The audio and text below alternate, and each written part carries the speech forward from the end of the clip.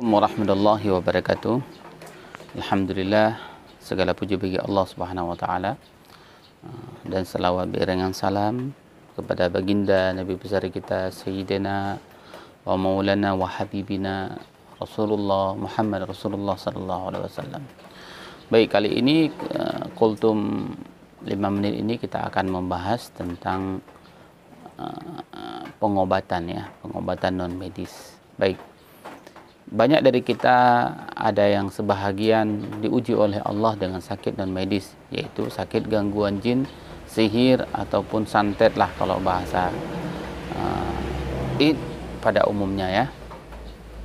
Nah, hanya saja dalam hal pengobatan penyakit non medis ini kebanyakan Nusantara kita ini menyerahkannya sebenarnya kepada bukan ahlinya, yang dianggap ahli, yaitu kepada dukun-dukun ataupun yang katanya supranatural, ataupun orang-orang yang dianggapnya memiliki kemampuan goib, ataupun orang-orang yang tidak tahu menahu, yang cuma sebatas melihat konten kalau dia sakti maka bawa ke tempat dia.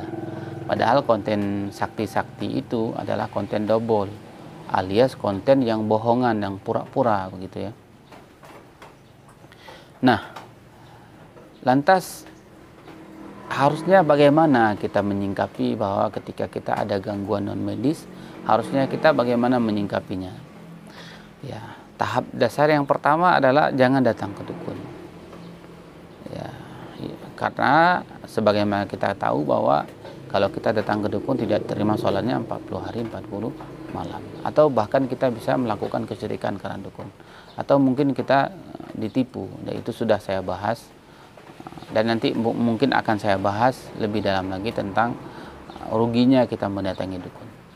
Nah, jadi solusinya apa kalau kita tidak datang ke dukun? Solusinya adalah dengan mendatangi peruqyah dan minta diruqyah. Nah, tapi sebelumnya kita juga harus tahu apa sih ruqyah itu, gitu ya. Nah, ruqyah ini memang kalau bahasa ruqyah ini memang pada umumnya orang belum pernah mendengar. Tapi kalau bahasa selain daripada ruqyah, mungkin orang sering mendengar.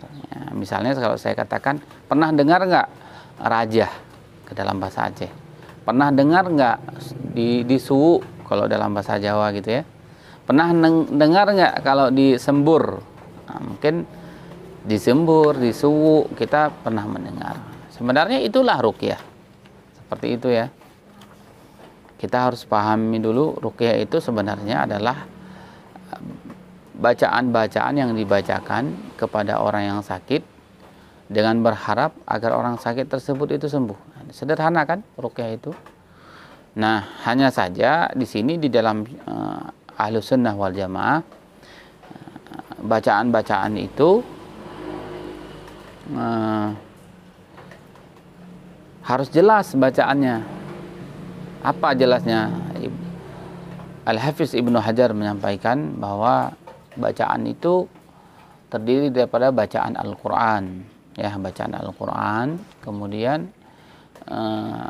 nama asma Allah atau asma Nabi, atau selawat dari Nabi kita Muhammad sallallahu alaihi wasallam, atau doa-doa dari Nabi seperti Allahumma atibil ba'sa rabbana isbi anta syafi la shifaan illa shifa'u shifa'u la yughadiru saqam bismillah a'udzu bika bi'idznillah wa qudratihi min syarri ma tajidu hajir, dan yang lain-lain semisalnya. Doa-doa dari Nabi apapun, kan banyak doa dari Nabi.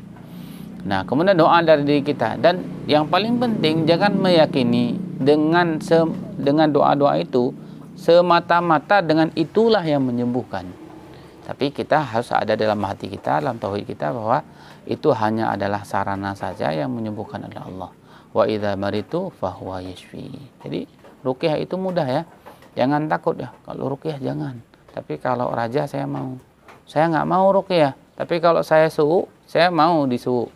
Saya nggak mau di ruqyah. Tapi kalau saya dimantrain mau. Sama saja sahabat. Hanya saja perbedaan dari segi bahasa saja. Nah, tidak mengapa ruqyah. Ya, jangan takut. Tidak mengapa ruqyah, tidak mengapa diraja, selama itu ruqyah itu baik. La ba'asa birruqa ma lam yakum fihi syirkun. Ya kan? Iridu alayya rukakum, tujukanlah ruqyah-ruqyahmu, kata Nabi. La ba'sa birqa ma lam yakun fihi syirkun. Tidak mengapa ruqyah-ruqyah selama tidak mengandung unsur syirik. Jadi kalau tidak ada mengandung unsur syirik tidak mengapa. Ya ruqyah saja. Mau namanya ruqyah, mau namanya suwu, mau namanya rajah, selama itu dibacakan Al-Qur'an, dibacakan doa-doa dari Nabi, dibacakan zikir, asma-asma Allah, salawat dari mana Nabi, itu tidak masalah ya, boleh seperti itu. Sederhana kan? Jadi jangan takut lagi dengan ruqyah ini ya, insyaallah. Salam persaudaraan dari Aceh, salam sehat, salam santun. Semoga kita punya solusi yang baik di dalam Islam ini. Jangan solusi kepada orang-orang yang menyembah syaitan.